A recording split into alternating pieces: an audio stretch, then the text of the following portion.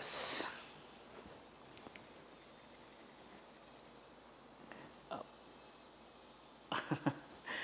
मित्रांनो नमस्कार. तुम्ही असा विचार करत असाल की हा ब्लेझर घालून आमच्या या सगळ्या स्टुडिओमध्ये मी जे बसलो आहे आणि माझ्या हातात हा ब्रश कसं काय, तर मनातल्या गोष्टी या शृंखलेमध्ये आज आपण बोलणार आहोत. दातांची काळजी कशी घ्यायची. काय असतं, दैनंदिन पातळीवर आपण खूप काय काय करत असतो. वेगवेगळ्या ठिकाणी ट्रॅव्हल करत असतो, काहीतरी आबरसबर खात असतो, पीत असतो. अशा सगळ्या काही काही लोकांना काही काही वेगवेगळ्या चांगल्या वाईट सवयी पण असतात. तर या सगळ्याचा आपल्या दातावर खूप वाईट परिणाम होत असतो. आणि तुम्हाला माहिती आहे, एकदा आपण दाताकडे जर दुर्लक्ष केलं तर त्याचा जो पेन आहे ना, तो कुठल्या कुठं जातो. आणि जो पेन एकदा सुरू झाला की मग जातो आपण डेंटिस्टकडे. आणि मग ते डेंटिस्टच्या ट्रीटमेंटचे सगळे आपण जे आकडे ऐकतो ना, की बाबा 50,000, 60,000, 1 लाख, 2 लाखापर्यंत ट्रीटमेंट जाते. आणि मग आपण म्हणतो की डेंटिस्टच्या ट्रीटमेंट खूप महाग आहेत बाबा. तर हे होऊ नये आणि आपण दातांची काळजी कशी घ्यायची यासाठी आज आपण आमंत्रित करत आहोत डॉक्टर आशिष बंडेवार यांना. डॉक्टर आशिष यांचे पुण्यामध्ये 3 ठिकाणी क्लिनिक आहेत. पिंपळे सौदागरमध्ये 2 आणि खडकीमध्ये 1. डॉक्टरांबद्दल सांगायचं झालं तर या इंडस्ट्रीमध्ये डॉक्टर 23 वर्षांपेक्षा जास्त वर्ष प्रॅक्टिस करत आहेत. त्यांनी आत्तापर्यंत 35,000पेक्षा जास्त पेशंटला या दाताच्या दुखण्यापासून मुक्त केलेलं आहे. तर आज आशिष सर आपल्याला सांगणार आहेत दातांची काळजी कशी घ्यायची. तुम्ही हा व्हिडिओ शेवटपर्यंत नक्की पहा, कारण खूप मोठा नॉलेज ओरिएंटेड सेशन होणार आहे. आणि मला खात्री आहे तुम्हाला आणि मला खूप काही शिकायला मिळणार आहे आणि एक अवेअरनेस क्रिएट होणार आहे. तुम्ही जर पहिल्यांदा आमच्या चॅनलवर आला असाल तर सबस्क्राईब करायला मात्र अजिबात विसरू नका. चला आता आपण डॉक्टरांना आमंत्रित करूया.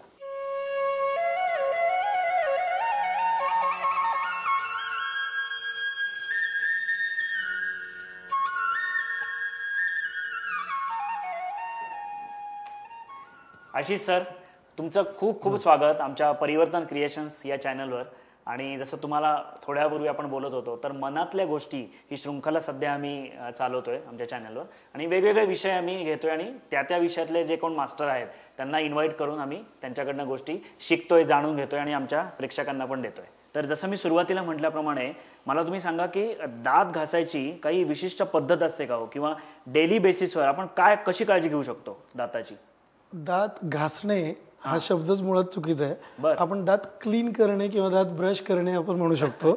तर घासल्यानंतर म्हणजे जो कन्सेप्ट जो आहे की आपण दात घासायचेच आहेत, तो त्यापेक्षा क्लीन करणे हे मी तुम्हाला सोपी पद्धत सांगतो त्याला.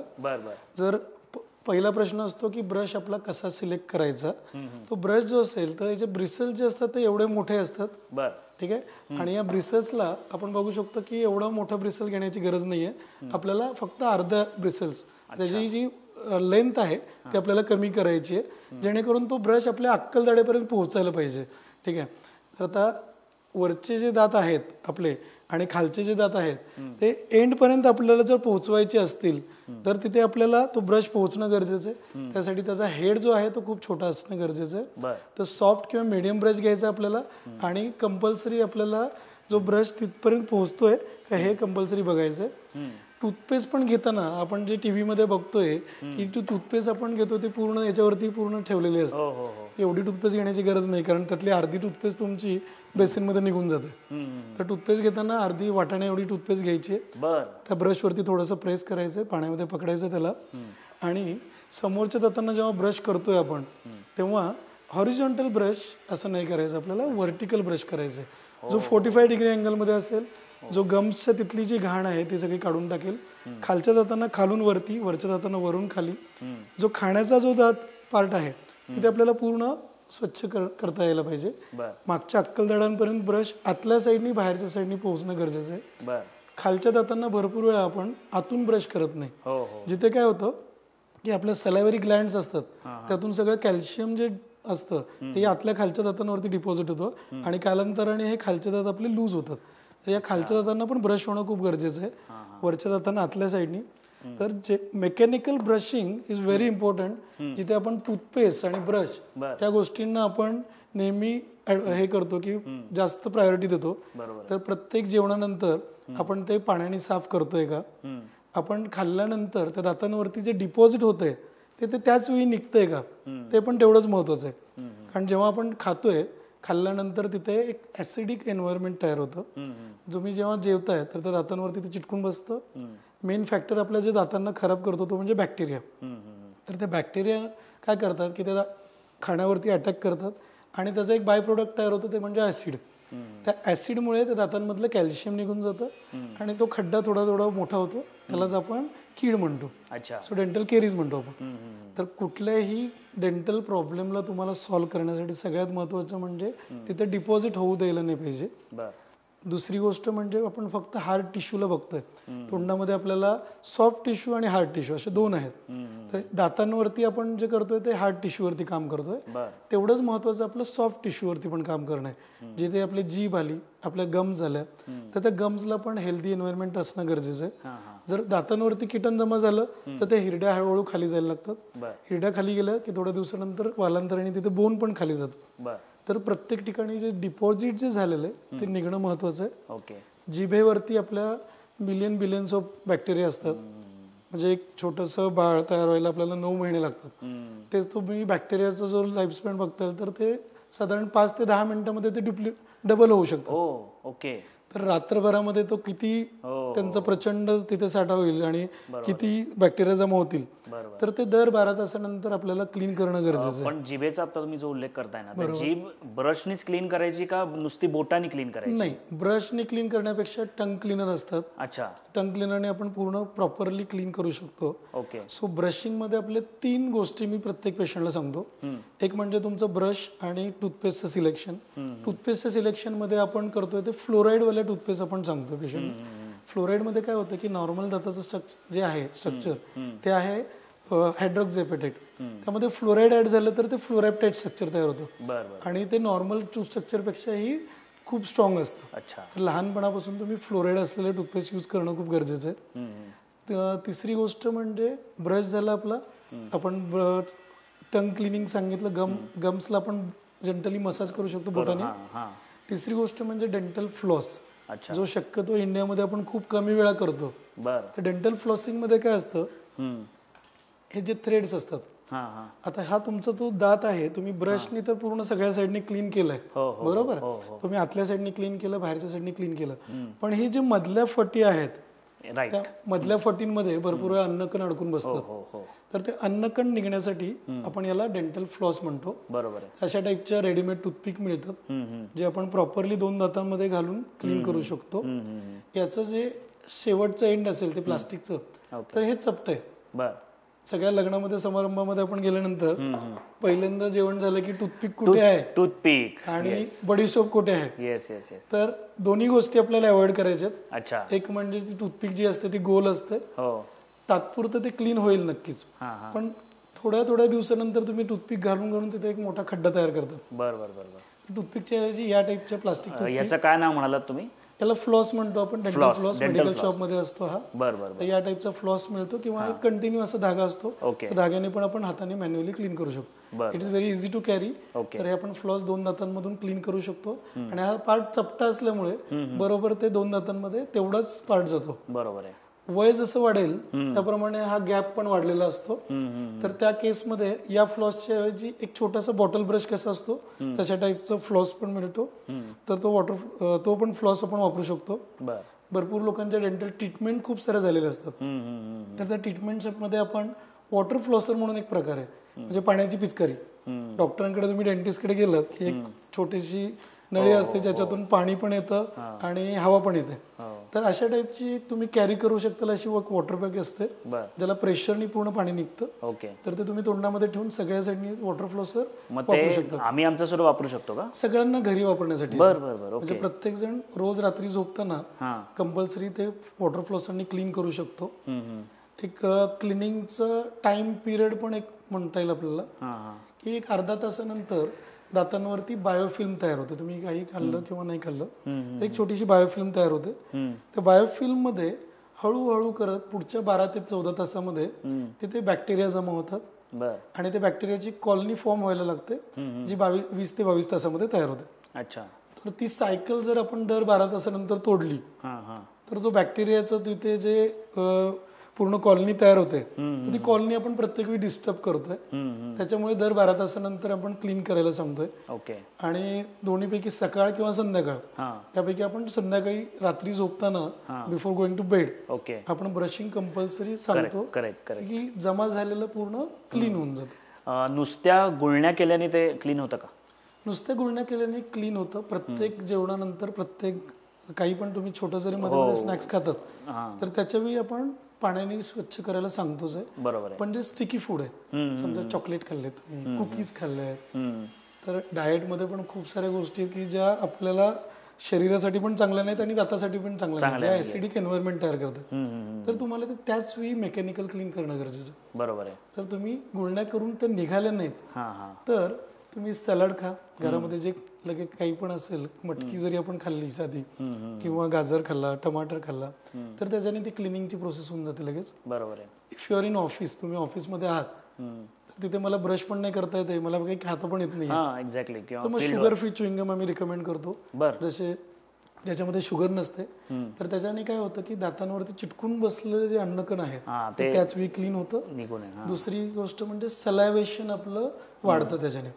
तर त्या मेकॅनिकल गोष्टींनी पूर्ण क्लीन झालं की तुमचे दात पण सेफ राहणार आणि क्लिनिंगचं पण प्रोसेस होईल. प्रत्येक वेळी तुम्हाला ब्रश घेऊन बसण्याची गरज नाही. बरोबर आहे. हे छोटे छोटे टिप्स आहेत की ज्याच्याने आपण दातांची लाईफ वाढवू शकतो, ज्याच्याने आपण ओरल केअर वाढवू शकतो, कॅव्हिटीज अवॉइड करू शकतो. डेंटल ट्रीटमेंट म्हटली की सर्वात पहिल्यांदा मनामध्ये एक भीती निर्माण होते की पहिली गोष्ट म्हणजे ते व्यवस्थित होईल ना, मला दुखेल का, म्हणजे एकूणातच म्हणजे अगदी लहान मुलगा असो किंवा आपल्या सुद्धा वयाचे कोणी असो, एक भीती वाटते की बाबा डेंटिस्टकडे जायचं, एक टेन्शन येतं. तर तुमच्या क्लिनिकमध्ये जेव्हा पेशंट येतात तेव्हा ती भीती तुम्ही त्यांची कशी घालवता?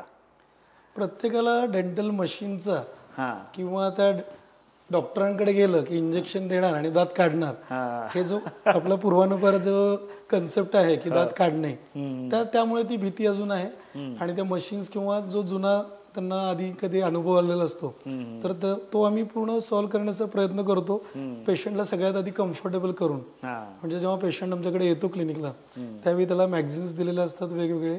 आल्यानंतर एक एन्व्हायरमेंट असं क्रिएट केलेलं आहे आमच्या तिन्ही ब्रांचमध्ये की जिथे तुम्हाला डेंटल बद्दल अवेअरनेस होईल, आधीच्या केलेल्या ट्रीटमेंटचा तुम्हाला तिथे दिसतील की बिफोर आफ्टर, आणि एक ओव्हरऑल स्टाफ आणि आमचं जी पूर्ण टीम आहे ती पेशंटला कम्फर्टेबल करण्यासाठी असते. तर तो वेटिंग मध्ये आल्यानंतरच त्याला कम्फर्टेबल फील व्हायला लागतं. तो आतमध्ये जेव्हा येतो, आतमध्ये आल्यानंतर त्याचे आधी सगळ्यात आधी म्हणजे पेशंटला काय हवंय आणि त्याचा आधीचा अनुभव काय हे पूर्ण आम्ही डिस्कस करतो. त्यांना ट्रीटमेंट काय हवी आहे, त्यांचं एक्सपेक्टेशन काय हवंय आणि त्याच्या अनुषंगाने आम्ही ट्रीटमेंट करतो. कारण आपलं ऐकून घेणं पण महत्वाचं असतं, गरजेचंच आहे ते. की मला हे दुखत होतं आणि मी यासाठी ही ट्रीटमेंट केली आणि त्याचा मला असा अनुभव आलाय. सो आमचं नेहमी असेल की पुढच्या दृष्टीने त्याला ती पेनलेस ट्रीटमेंट व्हावी, दात तो दुखू नये. आणि ट्रीटमेंट पण आता खूप पूर्वीपेक्षा चेंज झाल्यात. म्हणजे 23 वर्षापूर्वी आम्ही जेव्हा ट्रीटमेंट स्टार्ट केल्या त्यावेळी त्या इंजेक्शनची सुई जी असायची ती खूप मोठी असायची. आता त्या पेनलेस निडल्स आलेले आहेत. ते डायबेटिक पेशंट जे स्वतः इंजेक्शन घेतात रोज, तर तेवढ्या थिन निडल आलेले आहेत. इंजेक्शन देताना पण स्प्रे मारून किंवा आपण जेल लावून इंजेक्शन देतो. So as good as painless treatment झालेले आता. त्यामुळे आणि इन्स्ट्रुमेंटेशन मध्ये पण खूप सारे चेंजेस झालेले आहेत, जे पेनलेस ड्रिल्स आहेत की त्यामुळे तुम्हाला कम्फर्टेबल एन्व्हायरमेंट मध्ये ट्रीटमेंट देण्याचा प्रयत्न असतो. म्हणजे पेशंटला न दुखता ती ट्रीटमेंट होऊ शकते. 100% होऊ शकते. येस, पेशंट प्रत्येक आलेला पेशंट त्याच्या एक्सपेक्टेशन आणि त्याचा जो इन्फेक्शनचा साईट आहे, म्हणजे प्रायमरी इन्फेक्शन साईट आम्ही म्हणतो की जिथे प्रायमरी आपण दुखणं जर घालवलं पेशंटचं, बरोबर आहे, तर त्याच्यानंतर तो रिलॅक्स असतो. सेकंड व्हिजिट नंतर पेशंट स्वतःहून येतात आणि त्यांचा फॉलोअप हा रेग्युलरली घेतला जातो. त्यामुळे ते पुढे जाऊन पण त्यांना असं परत पेनफुल एक्सपिरियन्स घ्यायची गरज नसते. स्माइल मेकर्स बद्दल तुम्ही उल्लेख केलात मगाशी. मी बऱ्याच लोकांकडून ऐकलंय की अशा त्रासलेल्या चेहऱ्याने लोक येतात तुमच्याकडे आणि तुम्ही एक छान स्माइल त्यांना देता आणि एक स्माइल चेहऱ्यावर आल्यामुळे लोकांच्या आयुष्यात खूप फरक पडतो, एक कॉन्फिडन्स येतो. तर हे स्माइल आणण्याचं काम तुम्ही कसं करता, म्हणजे त्याची काही स्पेशल ट्रीटमेंट आहे का? मागच्या 23 वर्षामध्ये आम्ही ऑलमोस्ट 35,000 पेशंट केलेले आहेत. तर त्याच्यामध्ये आम्हाला एक गोष्ट कळाली की डेंटिस्ट हा फक्त दात दुखणे किंवा दात काढणे किंवा दात नसेल तर तो नवीन दात बसवणे याच्याकडे लोकांचा जास्त कल होता. पण हा मेन इग्नोर्ड पार्ट होता तो स्माइल डिझायनिंग किंवा स्माइल आपण म्हणतो. तर भरपूर लोक हसत नाहीत. म्हणजे तुम्ही फोटोमध्ये तुमच्या नातेवाईकांच्या लिस्टमध्ये जरी बघितलं अल्बममध्ये तर तुम्हाला अर्धे लोक त्यांची स्माइल लपवताना दिसतात. सांगावं लागतं. हा म्हणजे ते कुठेतरी आपल्या डोक्यामध्ये असतं की आपली स्माइल छान नाहीये तर मला हसायचं नाहीये. तर ते स्माइलचा हा इग्नोर्ड पार्ट जो होता त्याच्यावरती आम्ही फोकस केला. आणि कुठल्याही वयात आता स्माइल डिझायनिंग होऊ शकते, स्माइल तुम्हाला छान मिळू शकते. आणि अवेअरनेस हा जो आहे तो पूर्वीपेक्षा ऑलमोस्ट 100 पटीने वाढलाय आता. अच्छा. तर पॅरेंट्स स्वतःहून आता घेऊन येत आहेत. साधारण 5व्या-6व्या वर्षापासून पॅरेंट्स त्यांना मुलांना घेऊन येतात. तर दातांचा जॉ लाईन जी म्हणतो आपण तर ती पण आपल्याला त्या एज मध्ये नीट करता येते. साधारण 7व्या-8व्या वर्षामध्ये जर जॉ छोटा असेल किंवा श्वास घेताना प्रॉब्लेम येतो टॉन्सिलायटिसमुळे किंवा हॅबिट्स असतात, थंब सकिंग हॅबिट म्हणा किंवा टंग थ्रस्टिंग हॅबिट की लहान मुलांना असते, पेन्सिल पकडतात, तर अशा छोट्या छोट्या हॅबिट, लिप बाईट करतात. या छोट्या हॅबिट्समुळे पण त्यांच्या दातांची ठेवण चेंज होते. ती चेंज म्हणजे तिची हॅबिटच आपण जर बंद केली तर ती ठेवण बदलणार नाही. हे झालं लहान मुलांचं. ते जरासं मोठे होतील, जेव्हा 11-12 वर्षाचे होतील त्यावेळी त्यांना आपण ब्रेसेस किंवा अलायनर्स, ब्रेसेस म्हणजे दातांना तार लावून आपण दात नीट करतोय, किंवा अलायनर्स हे सध्या लेटेस्ट जे आहे ज्याच्यामध्ये आपण तार लावायची नाहीये, डिस्कम्फर्ट नाहीये, ट्रान्सपरंट आहे आणि तुम्ही कुठेही जाताना घालू शकतो. मेन म्हणजे याला वयाची अट नाहीये. अच्छा, मी तेच तुम्हाला विचारणार होतो की याला स्पेसिफिक लहान मुलं किंवा तरुण यांनाच ते ऍप्लिकेबल आहे का? नाही. आता तुम्ही जर तुमचं बोन लेवल छान असेल, आधी तुमचे एक्सरेज बघितले जातात, तुमचं बोन छान असेल तर तुम्हाला कुठल्याही वयामध्ये आपण अलायनर्स ट्रीटमेंट देऊ शकतो, जेणेकरून दातांमधले फटी आपण नीट करू शकतो. तर लहान मुलांपासून ती मोठ्या माणसांपर्यंत या ट्रीटमेंट आहेत. आणि याच्यामध्ये पण आपण स्माइल डिझायनिंग मध्ये भरपूर पेशंट्सला आपण 1 व्हिजिट स्माइल मेकओव्हर करतोय. अच्छा. 60 मिनिटांमध्ये तुमच्या दातांमधले फटी निघून जातात. तर या कशा केल्या जातात म्हणजे दातांसारखंच एक टूथ कलर्ड मटेरियल असतं, आपण नॅनो पार्टिकल कॉम्पोजिट म्हणतो त्याला.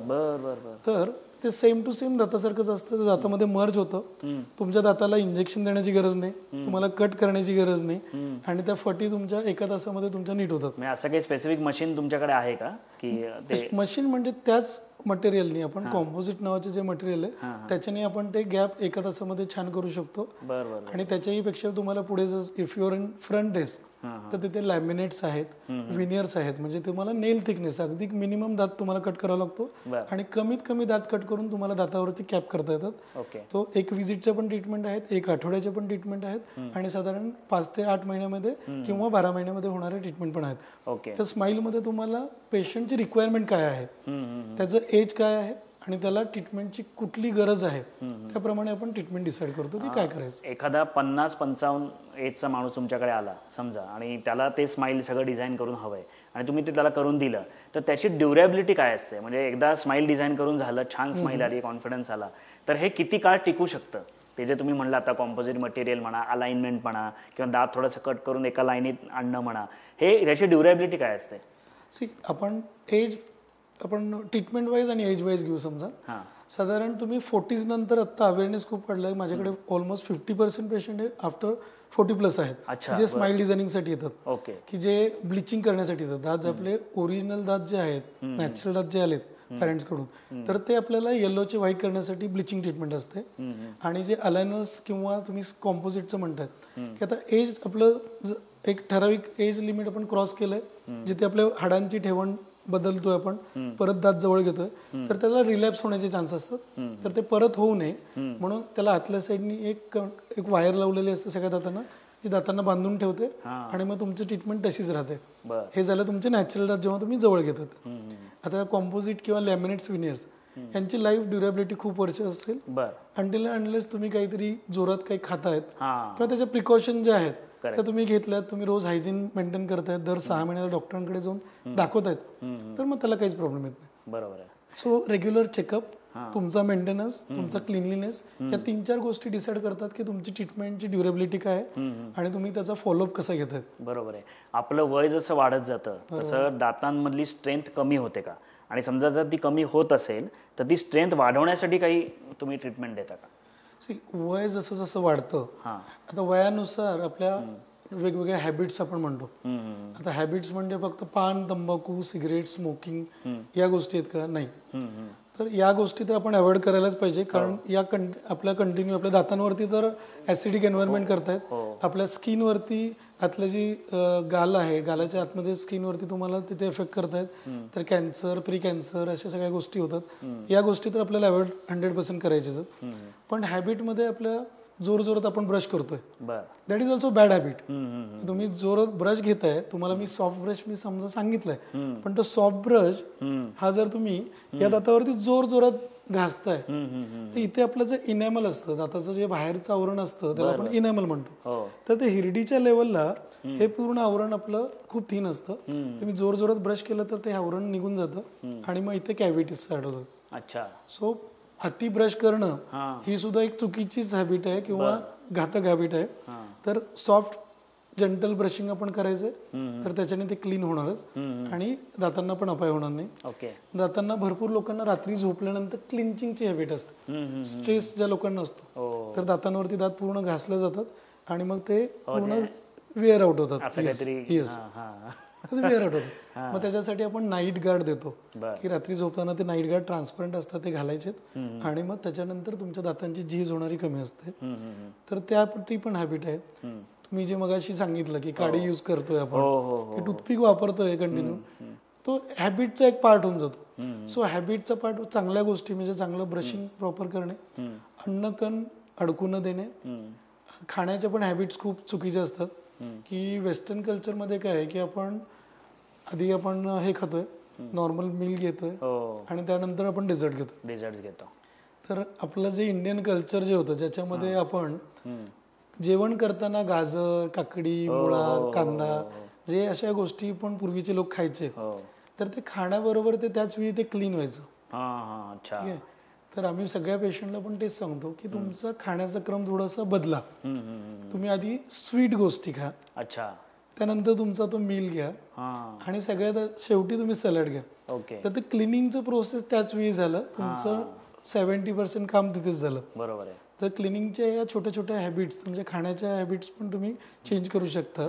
म्हणजे जेवणानंतर आईस्क्रीम नाही खायचंय, जेवणानंतर नका खाऊ. खायला हरकत नाही, पण खाल्ल्यानंतर ब्रश करा. ब्रश पण आपण जे करतोय की आता आज मी गोड खाल्लंय तर मी लगेच ब्रश नाही करायचं आपल्याला. ब्रश साधारण 20-25 मिनिटानंतर ब्रश करा, कारण आपल्या सलायवामध्ये कॅल्शियम असतं. तर हे जे अन्नकण आपण खातोय तिथे एक ऍसिडिक एन्व्हायरमेंट झालं, थोडासा कॅल्शियमचा पार्ट निघून गेला, लगेच आपल्या सलायवामधून तो लगेच परत भरला जातो. तर एक अर्धा पाऊण तासानंतर ब्रशिंग करा, कारण तिथे सॉफ्ट झालेलं असतं सगळं स्ट्रक्चर आणि तुम्ही लगेच परत ब्रश करताय. तर एक 15-20 मिनिटानंतर तुम्ही ब्रश करू शकता, पण पाणी लगेच घेऊ शकता. तुम्ही काही खाल्लं लगेच पाण्याच्या गुळण्या करा. ती एक हॅबिट ठेवायची की काही पण खाल्लं पाण्याने तुम्ही लगेच गुळण्या करा. बरोबर. तर ते त्याच्याने तुमचे अर्धे प्रॉब्लेम सॉल्व्ह होतात. डॉक्टर, लहान मुलांमध्ये असं कधी कधी पाहायला मिळतं की त्यांचे उच्चार म्हणजे अगदी दुसरी तिसरी गेले तरी काही काही वेळेला उच्चार त्यांचे काही स्पष्ट नसतात. म्हणजे स्पेसिफिक आपण जर मुळाक्षर बघितली मराठीतली, र असेल, न असेल, ळ असेल, हे त्यांना थोडा प्रॉब्लेम येतो उच्चार करायला. तर ते दातांची ठेवण काही त्यांची चुकीची झालेली आहे किंवा वाढ चुकीची झाली, ह्याच्यामुळे होऊ शकतं का? म्हणजे तुम्हाला काय वाटतं? आता एखाद्याला श्वास घेण्यासाठी त्रास होतोय किंवा लहान बाळ आहे की त्याला श्वास घेणं म्हणजे एक साधारण 9-10 वर्षाचं असेल की त्याला श्वास घ्यायला त्रास होतो, तिथे टॉन्सिलमुळे माउथ ओपनिंग असतं, तर त्याच्यामुळे जबड्यावरती परिणाम होतोय. उच्चारामध्ये तुम्ही म्हणताय की तिथे तुम्ही जॉ रिस्ट्रिक्शन आलं, तिथे म्हणजे जॉ तुमचा यू शेप हवाय तर तिथे व्ही शेप जॉ झाला, तर जिभेला आणि सगळ्या गोष्टी अकोमोडेट करायला वेळ तेवढी जागा नाहीये, तिथे जागा नाहीये, तर तुमचा स्पष्ट उच्चार येणार नाहीये. दुसरी गोष्ट टंग टाय म्हणतो आपण. जर जिभेच्या खाली जी स्किन असते, जिभेच्या खालची जी स्किन आहे ती भरपूर लोकांची जॉईन असते, तर तिथे तुम्हाला स्पष्ट उच्चार येत नाही. तर टंग टायचे पण मायनर सर्जरीज आपण करतो, जिथे ओरल सर्जन आपण पूर्ण ते कट केली स्किन तर जीभ तुमची मोकळी होते. ते बोलण्यासाठी ते पण असतं.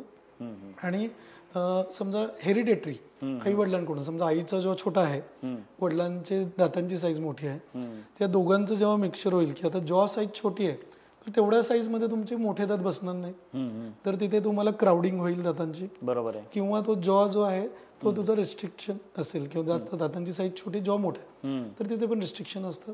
तर हे सगळे प्रॉब्लेम जे आहेत ते आपण अर्ली एज मध्येच रिपेअर करतो. म्हणून आम्ही रेग्युलरली सांगतो की जेव्हा लहान बाळ जेव्हा दूध प्यायला सुरुवात करतं आणि त्याला एक सिंगल दात आला तरी पण तो तुम्हाला कॉटननी किंवा एक ओल्या कपड्यांनी ब्रश स्वच्छ करायचा तो. त्याला नर्सिंग बॉटल केरीज म्हणतो आपण, की जिथे आपण अर्ली स्टेजेस मध्ये दातांना कीड होत येत नाही. नंतर तुम्हाला 6 ते 8 वर्षाच्या दरम्यान रेग्युलरली चेकअप एक ठेवायचं जिथे आपण जॉ मध्ये मॉडिफिकेशन करतोय आणि होणारे जे दातांचे प्रॉब्लेम आहेत तर ते आपण त्याच वेळी करेक्ट करतोय.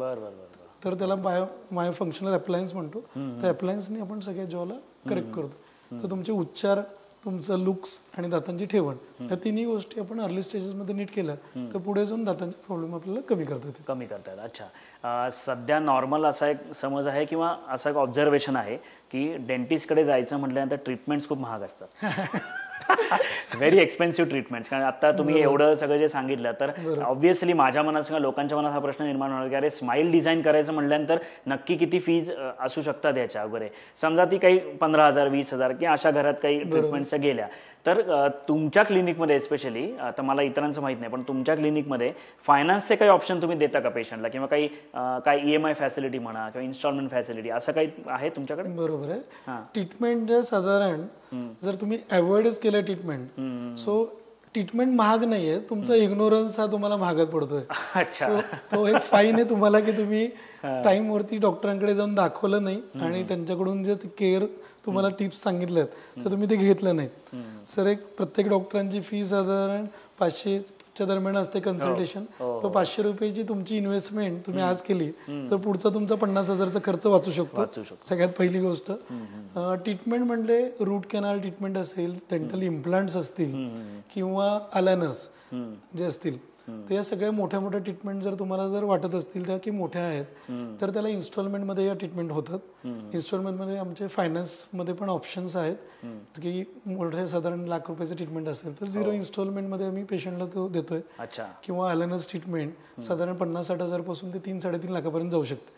सो पेशंटला नो कॉस्ट EMI पण असतात. त्याच्यासाठी फायनान्सचे ऑप्शन आहेत 100%. सध्या मार्केटमध्ये सगळ्या गोष्टी अवेलेबल आहेत. तुम्ही थोडंसं फक्त एन्क्वायरी केलं तर तुम्हाला सगळ्या गोष्टी मिळतात.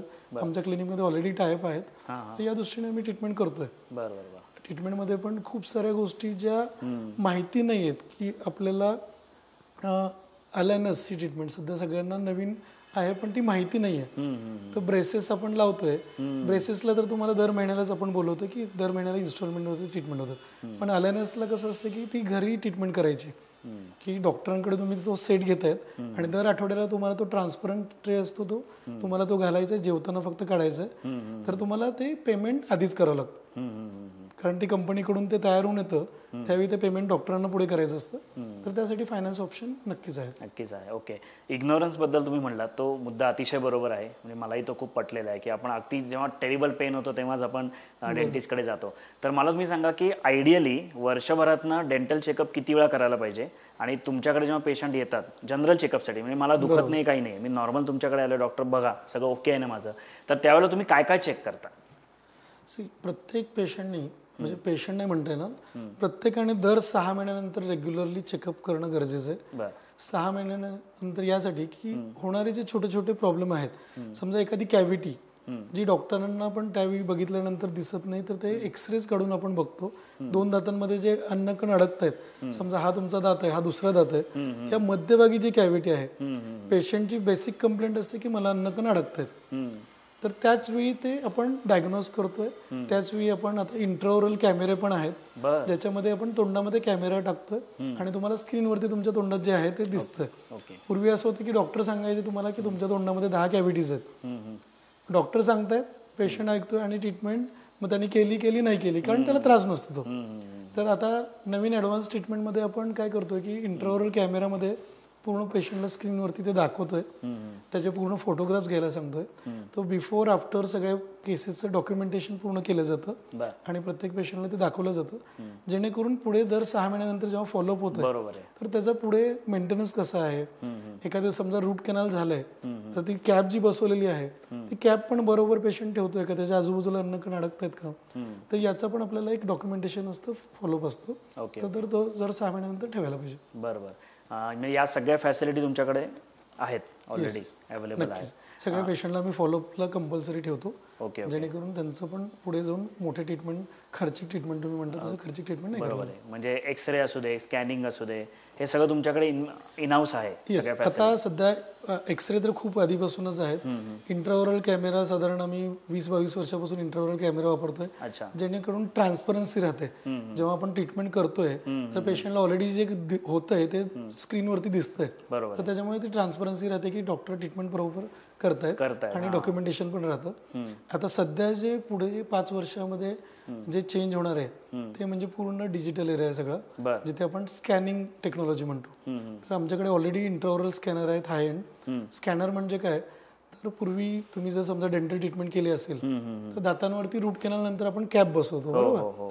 तर कॅप आपण एक गम सारखं मटेरियल असायचं, तोंडामध्ये ठेवायचो, त्याचं माप घ्यायचं आणि तो लॅबमध्ये पाठवायचो. तो लॅबवाला त्याच्यावरती प्रोसेस करून ते कॅप बनवणार. तर तिथे ह्युमन एरर भरपूर असायचं की मेजरमेंट, तो श्रिंकेज आणि ते बनवण्यासाठी 7 ते 8 लोकांचा हात लागायचा. तर आता जे नवीन स्कॅनिंग टेक्नॉलॉजी ज्याच्यामध्ये आपण पूर्ण स्कॅन करतो ते दात, स्कॅनचा रिपोर्ट डायरेक्ट तिथे मशीनमध्ये जातो आणि तिथे कॅडकॅम सिस्टीमने तुमची कॅप तयार होते. अच्छा. सो मायक्रॉनमध्ये तुम्हाला फिटिंग वाईज ती परफेक्ट कॅप मिळते. आणि तुम्हाला जे मिळणारं प्रोडक्ट आहे की जेव्हा तुम्हाला जी कॅप बसवतोय आपण, तर एस्थेटिक वाईज तुमची शेड प्रॉपर असणार आहे, तुमची फिटिंग प्रॉपर असणार आहे आणि गम्स आणि ओव्हरऑल सगळा जो लुक आहे तो नॅचरल लुक असणारे कॅप असणार आहे. So perfection wise it is very advance you can say. Okay. भरपूर ट्रीटमेंट तुम्हाला आता ट्रीटमेंट सुरू करण्याच्या अगोदरच कळतात की तुम्ही कसे दिसणार आहेत. समजा तुमच्या दातांच्या फटे आहेत तर पेशंट आल्यानंतर आम्ही त्यांना एक फोटो काढायला सांगतो आणि AI जनरेटेड त्यांची एक इमेज तयार होते जी तुम्हाला ट्रीटमेंट, तुमच्या दातांची ट्रीटमेंट सुरू होण्या अगोदर तुम्ही कसे दिसतायत हे तुम्हाला आता आधीच कळतं. सो तो एक कॉन्फिडन्स, तो रिझल्ट ओरिएंटेड टेक्नॉलॉजी ते आपल्याला तिथे करता येतात. तर स्माईल हा पर्सनॅलिटी डेव्हलपमेंटमध्ये अत्यंत महत्त्वाचा असा भाग आहे की स्माईल चेहऱ्यावर आली की एक वेगळ्या प्रकारचा कॉन्फिडन्स येतो. तर स्माईल आल्याने काय बदल झाले, तर असा एखादा काही किस्सा आहे का तुमच्या पेशंटपैकी, किंवा तो तुमच्याकडे आला, त्यांनी स्माईल डिझायनिंग केलं आणि काय फरक पडला त्याच्या आयुष्यामध्ये, असा काही एखादा किस्सा तुम्ही शेअर करू शकाल का? असे अनंत किस्से आहेत माझ्याकडे. त्यापैकी एक मला सांगता येईल, म्हणजे मला जे खूप जवळचं उदाहरण आहे ते मी भरपूर लोकांना सांगतो. लहानपणापासून क्लेप पॅलेट म्हणून एक गोष्ट असते जिथे आपल्या टाळूला खड्डा असतो तिथे आणि लिप्सला पण खड्डा असतो. तर लहानपणीच त्या अगदी बाळ असतानाच त्याच्या सर्जरी झालेल्या असतात.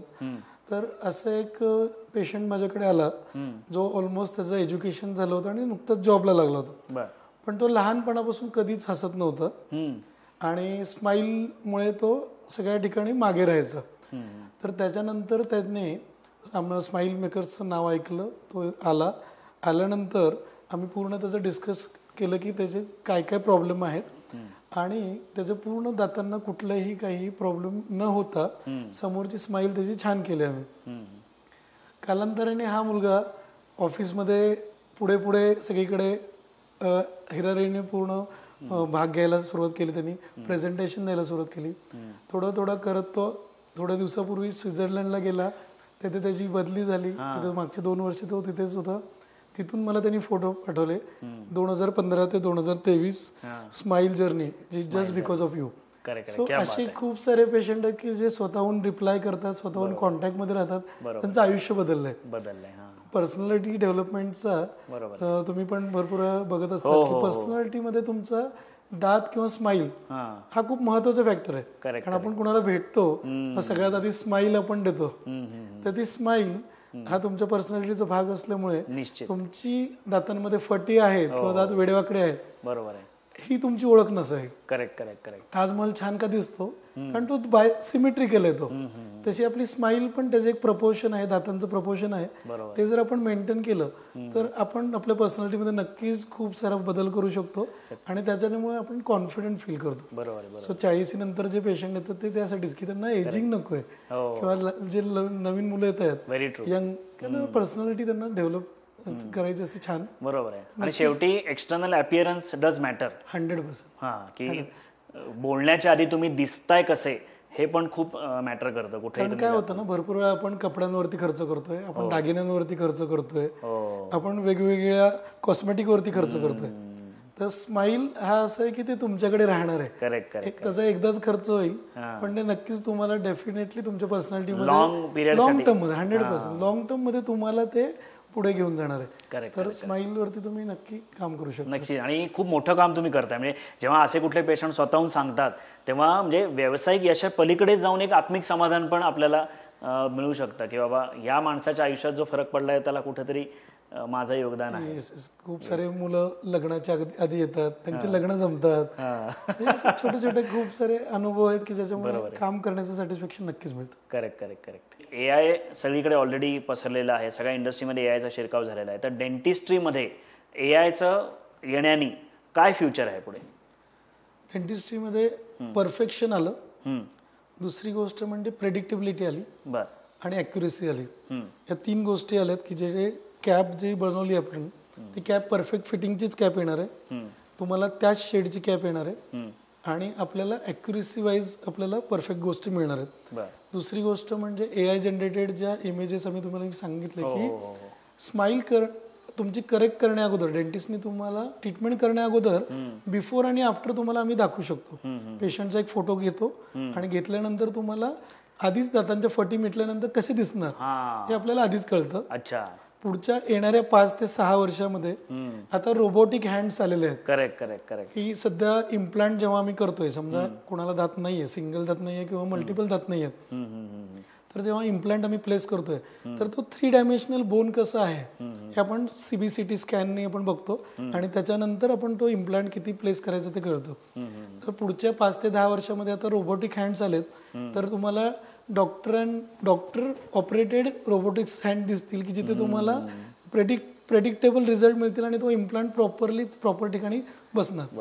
तर नवीन खूप टेक्नॉलॉजी आल्या जिथे फेस रिकग्नायझेशन आहे, जिथे तुमच्या पुढे होणाऱ्या बोनच्या चेंजेसमध्ये आपण काय काय मॉडिफिकेशन करू शकतो. हे खूप सारे AI मुळे खूप फरक पडणार आहे. त्यामुळे आता आपण कन्क्लुजन म्हणजे असं काढू शकतो की वेळेवर जाणे डॉक्टरकडे, वेळेवर ट्रीटमेंट घेणे नक्कीच आणि जेवढं शक्य आहे तेवढं आपण काळजी घेणे. म्हणजे तुम्ही कुठल्या का वयाचे असाल, प्रत्येक गोष्ट सगळी वेळेशी कनेक्टेड आहे. वेळेशी कनेक्टेड आहे कारण बॉडी मधले सगळे पार्ट म्हणजे नॉर्मल आपल्याला स्क्रॅच आला तर तो टिश्यू हील होतो. ठीक आहे. तर डेंटल दाताचं जे स्ट्रक्चर असं बनवलेलं आहे, एकदा ते डॅमेज झालं तर ते परत रिपेअर होत नाही स्वतःहून. ठीक आहे. त्याला तुम्हाला डेंटिस्ट कडेच जावं लागतं. त्याच्यामुळे तुम्हाला त्याची काळजी घेणं, कारण ते आपल्याला टिकवायचं आहे. आपल्याला फक्त 2च सेट्स आहेत, जे आपल्याला दुधाचे दात आपण म्हणतो ते आणि पक्के दात आपण म्हणतो ते नॅचरल. तर तो पक्क्या दातांचा जो सेट आहे तो जर एकदा तुम्ही गमावला तर तुम्हाला तिथे artificial either you have to go with surgery, implant place करायचं असेल किंवा तुम्हाला ब्रिज करायचं असेल. ब्रिज मध्ये आपण साईडच्या 2 दातांना छोटा करतो आणि कॅप बसवतो. बरोबर आहे. तो आर्टिफिशियल गोष्ट तुम्हाला तिथे बसवायला लागेल. सो तुम्हाला तो मेंटेनन्स जो आहे तो मेंटेनन्स ही इन्व्हेस्टमेंट आहे असं समजा. राईट. दिवसातले 2 मिनिट तुमचे पुढचे होणारे त्रास आणि भरपूर होणारा खर्च नक्कीच वाचू शकता. आशिष सर, खूप खूप धन्यवाद आणि मजा आली आज तुमच्यावर गप्पा मारायला. खूप नवीन गोष्टी कळल्या, नव्याने कळल्या आणि एक चांगला अवेअरनेस माझ्या मते क्रिएट झालेला आहे. तर तुम्हाला सगळ्यांना हा एपिसोड कसा वाटला आम्हाला कमेंट करून नक्की कळवा आणि जास्तीत जास्त लोकांपर्यंत हा व्हिडिओ शेअर करा, जेणेकरून डेंटल ट्रीटमेंट आणि दातांची काळजी कशी घ्यायची याबद्दल लोकांना माहिती होईल. आणि सर्वात महत्त्वाचं म्हणजे आशिष सरांच्या कॉन्टॅक्ट डिटेल्स आम्ही डिस्क्रिप्शनमध्ये दिलेले आहेत. कुठल्याही प्रकारची डेंटल ट्रीटमेंट असेल तुम्ही आशिष सरांकडे केव्हाही जाऊ शकता. आणि सरांनी सांगितल्याप्रमाणे अजिबात डिले करू नका, कारण जेवढा तुम्ही डिले करणार तेवढी तुमची ट्रीटमेंट जी आहे ती एक्सपेन्सिव्ह होणार आहे. तर पुन्हा आपण लवकरच भेटणार आहोत मनातल्या गोष्टी या शृंखलेमध्ये अशाच एका खास व्यक्तीसह. तोपर्यंत स्वतःची काळजी घ्या आणि सर्वात महत्त्वाचं स्माइल प्लीज.